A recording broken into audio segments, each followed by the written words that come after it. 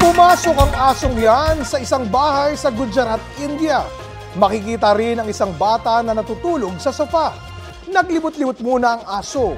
Nang makalapit siya sa bata, bigla niya itong sinakmal.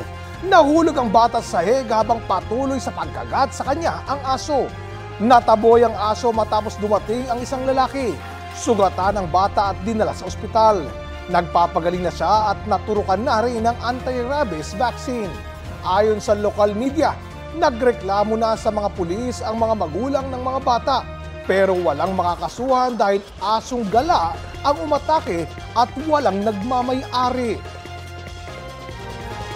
Kapuso, alamin ang maiinit na balita. Bisitahin at mag-subscribe sa GMA Integrated News sa YouTube. Sa mga kapuso abroad, samahan niyo kami sa GMA Pinoy TV at sa www.gmanews.tv.